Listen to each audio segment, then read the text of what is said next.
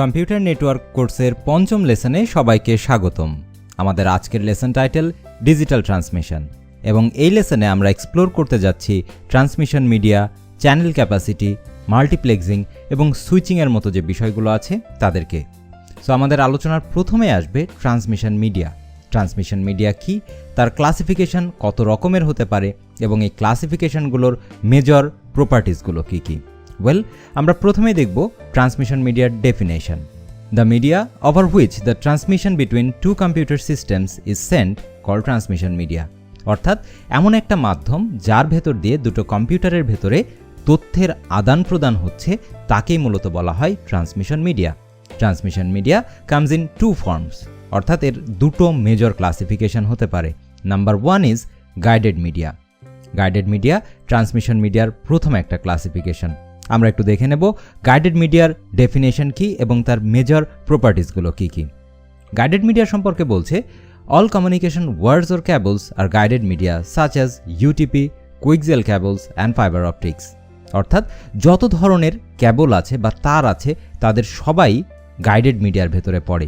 তার ভেতরে ইউটিপি হতে পারে। ইউটিপি মূলত একটা শর্ট ফর্ম যার পূর্ণরূপ হচ্ছে আনশিল্ডেড টুইস্টেড পেয়ার ক্যাবল, অথবা কোয়েক্সিয়াল ক্যাবল হতে পারে। এমনকি ফাইবার অপটিক ক্যাবল, সেও কিন্তু গাইডেড মিডিয়ারই একটা এক্সাম্পল। এখানে আরও এক্সাম্পল হতে পারে যেমন এসটিপি। অলরাইট, এসটিপি হচ্ছে শিল্ডেড টুইস্টেড পেয়ার ক্যাবল। তো এগুলো নিয়ে আমরা যখন আরও ইনডেপথে বিভিন্ন ধরনের ক্যাবল সম্পর্কে আলোচনা করব তখন জানতে পারবো। গাইডেড মিডিয়া সম্পর্কে পরবর্তীতে যে কথাটা বলা হচ্ছে, in this media the sender and receiver is directly connected and information is send or guided through it. অর্থাৎ গাইডেড মিডিয়ার মাধ্যমে যখন আমাদের কম্পিউটিং সিস্টেমগুলো তথ্যের আদান প্রদান করবে তখন তাদের ভেতরে একটা সরাসরি সংযোগ থাকবে। ডিরেক্টলি তারের যোগাযোগের মাধ্যমেই কিন্তু গাইডেড মিডিয়াতে তথ্যের আদান প্রদান হয়ে থাকে। পরবর্তী যে ক্লাসিফিকেশনটা আমরা পাচ্ছি ট্রান্সমিশন মিডিয়ার জন্য, তাকে বলা হচ্ছে আনগাইডেড মিডিয়া। আনগাইডেড মানে এখানে কোনো নির্দিষ্ট গাইড থাকবে না। গাইডেড মিডিয়াতে যেমন একটা চ্যানেল থাকে, প্রপার চ্যানেলের ভেতর দিয়ে আমাদের ইনফরমেশনটা পাস করছে, আনগাইডেড মিডিয়া এই শব্দটার ভেতরেই কিন্তু একটা হিন্ট আমরা পাচ্ছি যে there is no guide. So guide যদি না থাকে তাহলে ডেটাটা কিভাবে ট্রান্সমিট হবে? Well, wireless or open air space is said to be unguided media because there is no connectivity between the sender and receiver. অর্থাৎ মুক্ত বাতাসের ভেতর দিয়ে যখন আমরা আমাদের তথ্যটাকে আদান প্রদান করব, তথ্য যখন সেন্ডারের কাছ থেকে রিসিভারের কাছে পৌঁছবে, তখন যে অ্যাপ্রোচটা হচ্ছে সেই অ্যাপ্রোচটাকে মূলত বলা হচ্ছে আনগাইডেড মিডিয়া। তার মানে উদাহরণ হিসেবে আমরা যত ধরনের ওয়্যারলেস কমিউনিকেশনগুলো আছে তার সবগুলোকে কিন্তু নিতে পারি। ফর এক্সাম্পল, আমরা যদি সেলুলার ফোন আমরা ব্যবহার করছি, সেই ফোনের ভেতরে যে কমিউনিকেশনটা হচ্ছে, যে টেকনিকে আমাদের কথা এক প্রান্ত থেকে অন্য প্রান্তে ভেসে যাচ্ছে, সেটা কিন্তু আনগাইডেড মিডিয়ারই একটা এক্সাম্পল। এখানে আরও বলা হচ্ছে, information is spread over the air and anyone including the actual recipient May collect the information. অর্থাৎ আনগাইডেড মিডিয়াতে আমরা যেহেতু মুক্ত বাতাসের ভেতর দিয়ে আমাদের ইনফরমেশনটাকে ছড়াই দিচ্ছি, সো এখানে ইনফরমেশনটা কিন্তু স্প্রেড হচ্ছে। স্প্রেড হওয়া মানে তার ভেতরে আমাদের যে অ্যাকচুয়াল রিসিপিয়েন্ট আছে সে যেমন কভার করছে, যারা হয়তো বা ইনফরমেশনটা অ্যাকচুয়াল রিসিভ করার জন্য উপযোগী না, তারাও কিন্তু ওই একই রেঞ্জের ভেতরে আছে। এখন ইনফরমেশনটা ইন্টারপ্রিট কে কখন কিভাবে করতে পারবে বা পারবে না তার জন্য আরও ডিফারেন্ট মেকানিজম আছে এবং সেগুলো অন্য আলোচনার বিষয়। বাট এসেনশিয়ালি আমাদের আজকের এই লেসনে যেটা মনে রাখতে হবে সেটা হচ্ছে আনগাইডেড মিডিয়াতে কোনো ধরনের তার থাকবে না। মুক্ত বাতাসের ভেতর দিয়ে কিন্তু আমাদের যে তথ্য বা সিগন্যালটা আছে বা ইনফরমেশনটা আছে সেই ইনফরমেশনটা সেন্ডারের কাছ থেকে রিসিভারে পৌঁছবে। আমরা সহজভাবে এক লাইনের ভেতরে যদি পার্থক্য করতে চাই গাইডেড মিডিয়া এবং আনগাইডেড মিডিয়ার ভেতরে, তাহলে বিষয়টা এমন হবে যে গাইডেড মিডিয়াতে তার থাকবে, আনগাইডেড মিডিয়াতে কোনো ধরনের তারের সাহায্য ছাড়াই তথ্যের আদান প্রদান হবে। আমাদের পরবর্তী আলোচনার বিষয় চ্যানেল ক্যাপাসিটি। চ্যানেল ক্যাপাসিটি সম্পর্কে বলা হচ্ছে, the speed of transmission of information is said to B the channel capacity. এখানে আমরা দেখতে পাচ্ছি একটা অংশকে একটু হাইলাইট করা আছে, speed of transmission of information. অর্থাৎ তথ্য যে গতিতে ট্রান্সমিট হচ্ছে সেই গতিটাকেই মূলত বলা হচ্ছে চ্যানেল ক্যাপাসিটি। আমাদের তথ্যের গতি বেশিও থাকতে পারে, কমও থাকতে পারে, এবং জেনারেল কনসেপ্ট থেকে আমরা বলতে পারি যে তথ্য যখন হাই স্পিডে ট্রান্সমিট করবে সেই চ্যানেলের ক্যাপাসিটি বেশি। যদি আমাদের তথ্য ট্রান্সমিশনের জন্য যে স্পিডটা সেটা লো থাকে, আমরা সেই চ্যানেলকে বলবো লো ক্যাপাসিটি চ্যানেল। তো এখন একটা চ্যানেলের ক্যাপাসিটি বেশ কয়েকটা বিষয়ের উপরে নির্ভর করে, যেটা বলা হচ্ছে it depends on numerous factors such as number 1 bandwidth, number 2তে আছে এরর রেট এবং নাম্বার 3তে আছে encoding. So first of all আমরা ব্যান্ডউইথ সম্পর্কে একটু আলোচনা করি। ব্যান্ডউইথের ভেতরে বলা হচ্ছে the physical limitation of underlying media, অর্থাৎ যেই মিডিয়ার ভেতর দিয়ে তথ্যের আদান প্রদানটা হচ্ছে সেই মিডিয়ার কিন্তু একটা ফিজিক্যাল লিমিটেশন থাকতে পারে। For example different types of cables, আমরা উদাহরণ হিসাবে নিতে পারি ইউটিপি ক্যাবল। ইউটিপি ক্যাবলের ভেতর দিয়ে যে স্পিডে বা ডেটার যে ম্যাক্সিমাম ভলিউমটা ট্রান্সমিট করতে পারবে একটা নির্দিষ্ট সময়ের ভেতরে, অপটিক্যাল ফাইবারের ভেতর দিয়ে কিন্তু তার থেকে বিগার ভলিউমের ডেটা ওই একই সময়ের ভেতরে ট্রান্সমিট করতে পারবে। সো এই যে ফিজিক্যাল একটা লিমিটেশন আছে বিভিন্ন মিডিয়ার, সো এই লিমিটেশনটাকে মূলত বলা হচ্ছে আমাদের ব্যান্ডউইথ। সো ব্যান্ডউইথের কারণে আমাদের চ্যানেলের ক্যাপাসিটি কম বেশি হতে পারে। তারপরে বলা হচ্ছে error rate, incorrect reception of information because of noise. So যদি এমন হয় যে আমাদের যে চ্যানেলের ভেতর দিয়ে ডেটাটা ট্রান্সমিট করছে সেই চ্যানেলের ভেতরে নয়েজ আছে, এবং যদি নয়েজ থাকে তাহলে সার্টেনলি কিন্তু আমাদের ডেটার যে ট্রান্সমিশনটা সেই ট্রান্সমিশনে কারেক্ট ডেটা ট্রান্সমিশনটা হবে না, তার সম্ভাবনা অনেক কমে আসবে। এবং যখন কারেক্ট ওয়েতে ডেটা ট্রান্সমিট না হচ্ছে, এসেনশিয়ালি যেটা হচ্ছে যে আমাদের ইনকারেক্ট ডেটা কিন্তু ট্রান্সমিট হয়ে যাচ্ছে, তার মানে সেখানে এরর হচ্ছে। সো একটা চ্যানেলের ক্যাপাসিটি নির্ধারণ করার জন্য কিন্তু এটা একটা ইম্পর্টেন্ট ফ্যাক্টর। যদি আমরা এরর রেটটাকে মিনিমাইজড অবস্থায় রাখতে পারি তাহলে কিন্তু আমাদের চ্যানেলের যে ক্যাপাসিটি আছে সেটা বাড়বে। আর আমাদের যে চ্যানেল আছে তার ভেতর দিয়ে যদি প্রচুর এরর থাকে ডেটা ট্রান্সমিশনের ভেতরে তাহলে কিন্তু সেই চ্যানেলের ক্যাপাসিটি কমে যাবে। এবং লাস্টলি আমাদের আলোচনার ভেতরে যেটা আছে এনকোডিং। এনকোডিংয়ের ভেতরে বলল the number of levels used for signalling. যখন আমাদের কম্পিউটারের ভেতরে কোনো ইনফরমেশন স্টোরেজড অবস্থায় থাকে সে কিন্তু মূলত থাকে ডেটা আকারে, এবং সে যখন ট্রান্সমিট হচ্ছে নেটওয়ার্কের ভেতর দিয়ে তখন কিন্তু সে হয় একটা সিগন্যাল। সো এই যে ডেটাকে সিগন্যালে কনভার্ট করা, এর জন্য কিন্তু আমাদেরকে এনকোডিং প্রসেসের ভেতর দিয়ে যেতে হয়। এখন এনকোডিংয়ের অনেকগুলো টেকনিক আছে, এই টেকনিকের ভেতরে এক এক টেকনিকে কিন্তু এক এক ধরনের লেভেল ব্যবহার করা হচ্ছে। সো আমরা কত লেভেলের এনকোডিং ব্যবহার করছি তার উপরেও কিন্তু আমাদের ডেটা ট্রান্সমিশনের যে স্পিডটা আছে সেই স্পিডটা ভ্যারি করে। এর পরবর্তীতে আমরা আমাদের আলোচনাতে পাচ্ছি মাল্টিপ্লেক্সিংকে। মাল্টিপ্লেক্সিং সম্পর্কে এখানে বলা আছে this technique requires system hardware called multiplexer, যাকে সংক্ষেপে বলা হয় mux, for multiplexing the streams and sending them on a medium, and demultiplexer, যাকে সংক্ষেপে বলা হচ্ছে demux, which takes information from the media and distributes to different destinations. So total এই যে কথাটা আছে এই কথাটাকে যদি আমরা একটা ডায়াগ্রামের মাধ্যমে বুঝতে চাই সেটা অনেকটা এরকম। এটা একটা সিম্বলিক ডায়াগ্রাম। এই সিম্বলিক ডায়াগ্রামের ভেতরে আমরা দেখতে পাচ্ছি যে আমাদের হাতের বাঁ পাশটাকে যদি আমরা ইনপুট সেকশন হিসাবে কল্পনা করি, এখানে কিন্তু অনেকগুলো সোর্সের ভেতর থেকে ইনফরমেশনটা আসছে। তো এখানে একটা পোর্শন আছে যাকে বলা হচ্ছে মাল্টিপ্লেক্সিং। সো এই মাল্টিপ্লেক্সিং যেই জায়গাটাতে হচ্ছে সেখানে মূলত একটা হার্ডওয়্যার আছে যে হার্ডওয়্যারটা মাল্টিপ্লেক্সিংয়ের কাজটা করছে। সো মাল্টিপ্লেক্সিংয়ের ভেতরে তাহলে কী কাজটা হবে, এই যে অনেকগুলো সিগন্যাল আছে তাদেরকে কম্বাইন করে একটা সিঙ্গেল চ্যানেলের ভেতর দিয়ে যাতে তাদেরকে ট্রান্সমিট করা যায় সেই বন্দোবস্তটা করা হবে, এবং এই কাজটা করবে মূলত মাল্টিপ্লেক্সার। সো মাল্টিপ্লেক্সার যখন এই কাজটা করছে, মাল্টিপল সিগন্যালকে যখন একটা সিঙ্গেল মিডিয়ামের ভেতর দিয়ে ট্রান্সমিট করার ব্যবস্থা করছে তখন সেই প্রক্রিয়াটাকে বলা হচ্ছে মাল্টিপ্লেক্সিং। সো যখন সিগন্যালগুলো কম্বাইন হয়ে গেল এবং একটা সিঙ্গেল মিডিয়ার ভেতর দিয়ে চলে যাচ্ছে, তারা আলটিমেটলি যে পৌঁছবে কিন্তু আমাদের রিসিভিং এন্ডে। সো রিসিভিং এন্ডে আমাদের আরেকটা হার্ডওয়্যার ব্যবহার করা হয় যেটাকে বলা হয় ডিমাল্টিপ্লেক্সার।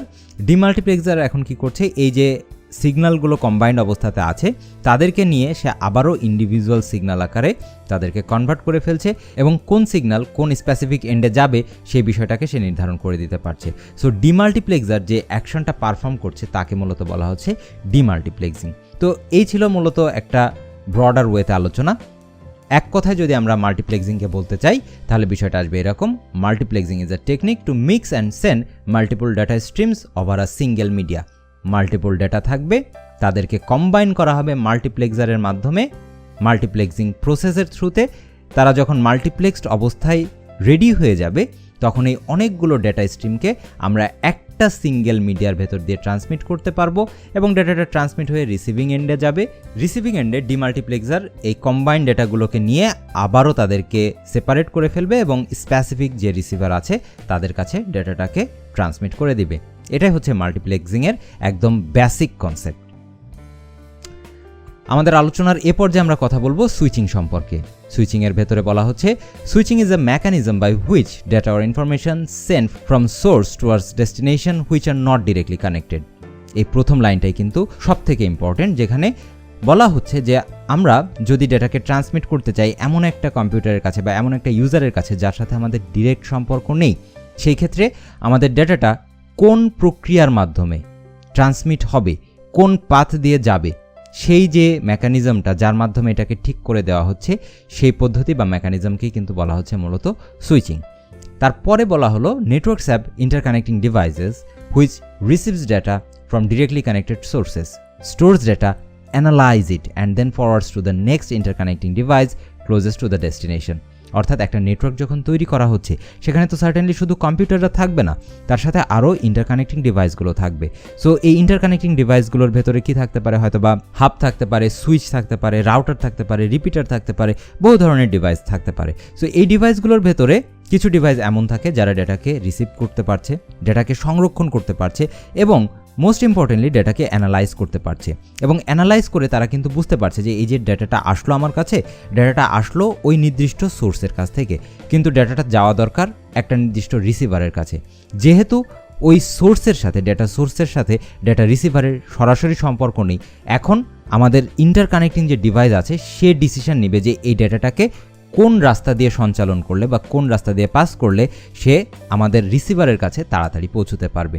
তো সুইচিংয়ের মেন এসেন্স হচ্ছে এটাই যে সেখানে এমন একটা প্রক্রিয়া থাকবে যে প্রক্রিয়ার মাধ্যমে সরাসরি সংযোগ না থাকার পরেও মাল্টিপল ডিভাইস কিন্তু তাদের ভেতরে ডেটার কমিউনিকেশন করতে পারবে। এখানে আমরা সুইচিংয়ের কিছু ক্যাটাগরি দেখতে পাচ্ছি একটা ট্রির মাধ্যমে। সুইচিংয়ের একটা ক্যাটাগরি হতে পারে সার্কিট সুইচিং, আরেকটা হতে পারে মেসেজ সুইচিং এবং আরেকটা হতে পারে প্যাকেট সুইচিং। এই প্রত্যেকটা বিষয় নিয়ে বিশদভাবে আলোচনার সুযোগ আছে, বাট আজকে আমরা শুধুমাত্র বেসিক সুইচিংয়ের কনসেপ্টের সম্পর্কে জানছি। দ্যাটস ওয়াই আমরা ক্লাসিফিকেশনের ইনডেপথে যাব না, বাট আপকামিং লেকচারগুলোতে আমরা এই ক্লাসিফিকেশনগুলোকে আরও ব্রডার ওয়েতে এক্সপ্লোর করব। এর পরবর্তীতে আমরা কথা বলবো ডিজিটাল ট্রান্সমিশন নিয়ে। ডিজিটাল ট্রান্সমিশনের ইনিশিয়াল ডিসকাশনের ভেতরে আমরা বেশ কিছু পয়েন্ট পাবো, যে পয়েন্টগুলোর মাধ্যমে আমরা ডিজিটাল ট্রান্সমিশনের একটা মোটামুটি ভালো আইডিয়া পাবো। প্রথমে বলা হচ্ছে data or information can be stored in two ways, analogue and digital. অর্থাৎ যখন তথ্য সংরক্ষণের কথা বলা হচ্ছে, আমরা তথ্যকে কিন্তু দুটো ওয়েতে সংরক্ষণ করতে পারি। ইদার তাকে অ্যানালগ ওয়েতে সংরক্ষণ করতে পারি অথবা ডিজিটালে সংরক্ষণ করতে পারি। এটা একদমই কমন কথা এবং এর সাথে আদতে রিলেট করতে না পারার কিছুই নেই। কিন্তু দ্বিতীয় পয়েন্ট এসে বলা হচ্ছে for a computer to use the data it must be in discrete digital form. So ডেটাকে যদিও আমরা অ্যানালগ এবং ডিজিটাল দুটো প্যাটার্নেই সংরক্ষণ করতে পারি, বাট সেই ডেটা নিয়ে যখন একটা কম্পিউটার কাজ করবে তখন কিন্তু অবশ্যই সেই ডেটাটাকে ডিসক্রিট ডিজিটাল ফর্মের ভেতরে থাকতে হবে। সো ডিসক্রিট ডিজিটাল ফর্ম মানে নির্দিষ্টভাবে একটা ডিজিটাল অবস্থার ভেতরে থাকতে হবে এবং ডিজিটাল ফর্মের যে রিপ্রেজেন্টেশনটা সেটা অলওয়েজ ডিসক্রিট অবস্থাতেই থাকে। আর আমাদের অ্যানালগ যে প্যাটার্নটা থাকে সেটা থাকে কন্টিনিউয়াস অবস্থায়। সো কন্টিনিউয়াস অ্যানালগ ফর্মকে নিয়ে কিন্তু কম্পিউটার কাজ করতে পারবে না। কম্পিউটার যদি কোনো ডেটা নিয়ে কাজ করতে চায় তাহলে অবশ্যই সেই ডেটাটাকে ডিসক্রিট ডিজিটাল ফর্মে থাকতে হবে। আমরা দুটো ইনফরমেশন জানলাম। তৃতীয় ইনফরমেশনে আমরা দেখছি similar to data signal can also be analogue and digital form. তো প্রথমে 1 নম্বর পয়েন্টে যেমন ডেটার কথা বলা হচ্ছিল যে ডেটা যেমন অ্যানালগেও থাকতে পারে, ডিজিটালও থাকতে পারে, একই ঘটনা ঘটছে আমাদের সিগন্যালের জন্য। সো সিগন্যাল সে অ্যানালগ সিগন্যালও হতে পারে আবার ডিজিটাল সিগন্যালও হতে পারে। তো এখন ডেটা এবং সিগন্যাল, তার মানে এই দুটোর ভেতরে একটু যদি আমাদের পার্থক্য জানা থাকে তাহলে রিলেট করা সহজ হবে। যে যখন আমরা কোনো তথ্যকে সেভ করে রাখছি তখন কিন্তু সে মূলত ডেটার আকারে থাকে, আর ডেটা যখন নেটওয়ার্কের ভেতর দিয়ে ট্রান্সমিট হতে থাকে তখন যে অবস্থাটার ভেতরে সে থাকে সেটা কিন্তু একটা সিগন্যাল। সো এই যে সিগন্যালটা আছে, সিগন্যালটা ডিজিটাল এবং অ্যানালগ দুটো প্যাটার্নের ভেতরেই থাকতে পারে। চতুর্থ পয়েন্টে বলা হচ্ছে to transmit data digitally it needs to be first converted to digital form. So আমরা যদি একটা ডেটাকে ডিজিটালি ট্রান্সমিট করতে যাই তাহলে আমাদের প্রথমেই সেই ডেটাটাকে ডিজিটাল ফর্মে কনভার্ট করে নিতে হবে। এই পয়েন্টটাকে আমরা একটুখানি এখন এই 4টা পয়েন্টকে কম্বাইন করে আমি একটা এক্সাম্পলের মাধ্যমে যদি বলার বা বোঝানোর চেষ্টা করি, সেটা এমন হতে পারে যে আমরা হয়তো বা একটা মিউজিক রেকর্ডিংয়ের কথা চিন্তা করতে পারি বা একটা ভোকাল রেকর্ডিংয়ের কথা চিন্তা করতে পারি। আমরা সবাই জানি যে আমরা মানুষ যখন কথা বলছি তখন আমাদের কণ্ঠ থেকে যে শব্দটা বা যে আওয়াজটা বের হচ্ছে এটা কিন্তু মূলত একটা অ্যানালগ ফর্মে, একটা অ্যানালগ সিগন্যাল। তো এই অ্যানালগ সিগন্যালটাকে যখন আমরা কোনো একটা রেকর্ডারের মাধ্যমে রেকর্ড করছি এবং তাকে যখন আমাদের কম্পিউটারের ভেতরে সেভ করে রাখছি তখন সেটা সেভ থাকছে কিন্তু একটা ডিজিটাল ডেটা আকারে। তো এখন আমরা একটা গান রেকর্ড করার পরে যখন গানটা গাওয়া হচ্ছিল তখন সে ছিল একটা অ্যানালগ ডেটা, তাকে রিসিভ করে একটা ডিজিটাল ডেটা আকারে কম্পিউটারের ভেতরে সেভ করে রাখা হলো। এখন আমরা যদি চাই যে এই গানটাকে অন্য আর একটা কম্পিউটারের ভেতরে পাঠাবো, সো যখন আমরা পাঠাচ্ছি তখন যদি আমরা ডিজিটাল ট্রান্সমিশন করতে যাই তাহলে আমাদের এই যে ডিজিটাল ডেটা আছে তাকে ডিজিটাল সিগন্যালে কনভার্ট করতে হবে এবং তারপরে তাকে ট্রান্সমিট করতে হবে। আমরা চাইলে তাকে অ্যানালগ অবস্থাতে কনভার্ট করে কিন্তু অ্যানালগ সিগন্যাল আকারেও ট্রান্সমিট করতে পারি। কিন্তু কথা হচ্ছে যে আমাদের যে রিসিভার আছে সে যদি একটা কম্পিউটারের মাধ্যমে এই ডাটাটাকে আবার ইন্টারপ্রিট করতে চায় তাহলে কি করতে হবে, তাকে কিন্তু এই যে ডাটাটা আসলো সেটা যদি অ্যানালগ প্যাটার্নে আসে তাহলে কিন্তু তাকে আবার ডিজিটালে কনভার্ট করে নিতে হবে। ডিজিটাল সিগন্যালে যখন সে কনভার্ট হয়ে যাবে অ্যানালগ সিগন্যালটা, তখন কিন্তু সেই সিগন্যালের ভেতর থেকে ডিজিটাল ডেটাটাকে গেইন করা সম্ভব এবং তারপরেই কিন্তু আমাদের যখন ডিজিটাল ডেটাটা সেন্ডারের কাছ থেকে অ্যাপ্রোপ্রিয়েট ওয়েতে রিসিভার পর্যন্ত পৌঁছে যাচ্ছে তখনই কিন্তু আমরা বলতে পারি যে হ্যাঁ এখানে একটা প্রপার ডিজিটাল ট্রান্সমিশন সম্পন্ন হলো।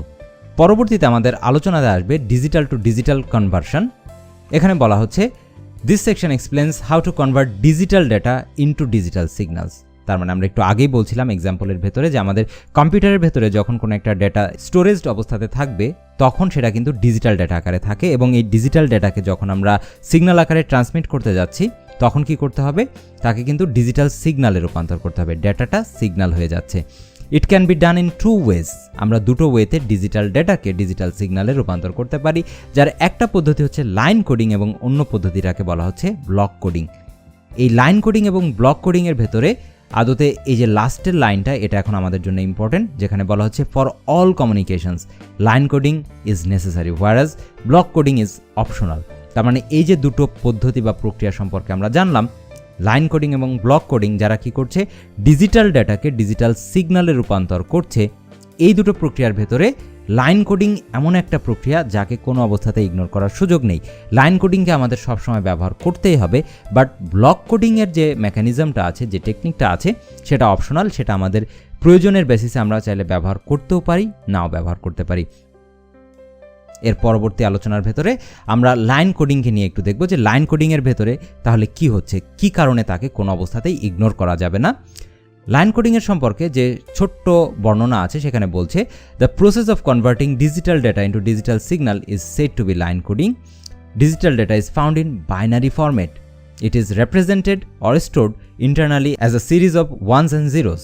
অর্থাৎ ডিজিটাল যে ডেটাগুলো থাকে তারা কিন্তু বাইনারি ফর্মে রিপ্রেজেন্ট করা থাকে। আমরা যদি আমাদের কম্পিউটিং সিস্টেমে যে ডেটাগুলো নিয়ে কাজ করছি তাদের কথা যদি চিন্তা করি, তারা যখন আমাদের হার্ড ডিস্কের ভেতরে সেভ করা আছে বা তারা যখন র্যামের ভেতরে এসে এক্সিকিউট করছে, ক্যাশ মেমোরির ভেতরে যখন তারা ইম্প্যাক্ট তৈরি করছে, তখন কিন্তু তারা এসেনশিয়ালি ডিজিটাল ডেটা আকারে আছে। সো ডিজিটাল ডেটা আকারে যখন তারা আছে তখন কিন্তু তারা মূলত 1 এবং 0-র একটা রিপ্রেজেন্টেশন আকারেই থাকবে। তো এই 1 এবং 0 রিপ্রেজেন্টেশনে তারা থাকছে কতক্ষণ পর্যন্ত বা কোথায়? যতক্ষণ পর্যন্ত তারা আমাদের নির্দিষ্ট একটা কম্পিউটিং ডিভাইসের ভেতরে আছে বা একটা কম্পিউটিং হার্ডওয়্যারের ভেতরে আছে।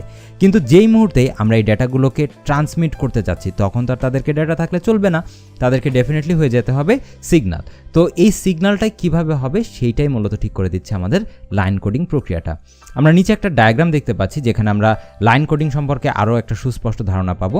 এখানে আমরা আমাদের হাতের বাঁ পাশে দেখতে পাচ্ছি সেন্ডার এবং ডান পাশে দেখতে পাচ্ছি আমাদের যে রিসিভার আছে তাকে।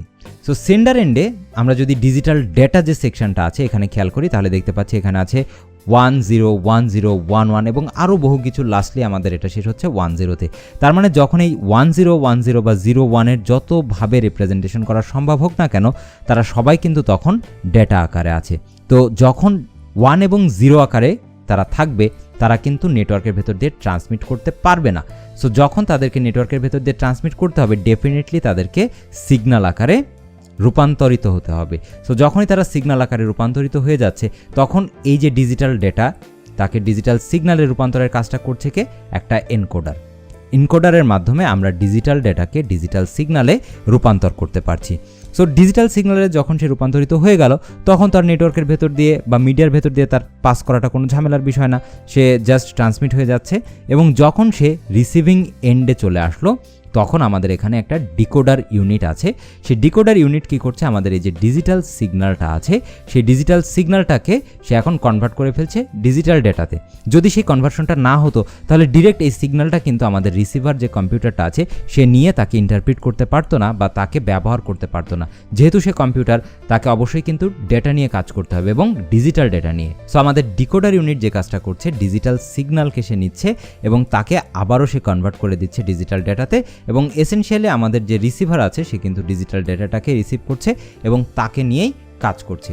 তো এটাই হচ্ছে আমাদের লাইন কোডিংয়ের মেন কনসেপ্ট, যে জায়গাতে আমরা ডিজিটাল ডেটাকে একটা এনকোডিং ইউনিটের মাধ্যমে ডিজিটাল সিগন্যালে রূপান্তর করব এবং সেই ডিজিটাল সিগন্যালটাই মূলত ট্রান্সমিট করবে নেটওয়ার্কের ভেতর দিয়ে। রিসিভিং এন্ডে একটা ডিকোডার ডিজিটাল সিগন্যালকে ডিজিটাল ডেটাতে কনভার্ট করবে এবং আলটিমেটলি আমাদের রিসিভার এই ডিজিটাল ডেটাটাকে রিসিভ করবে এবং তাকে নিয়েই কাজ করবে। তো এই ছিল আমাদের আজকের আলোচনা। আশা করছি আমাদের সকলের কাছে আলোচনার বিষয়বস্তু একদমই সুস্পষ্ট। তারপরও যদি কারো কোনো প্রশ্ন থেকে থাকে please feel free to comment. দেখা হচ্ছে পরবর্তী লেসনে।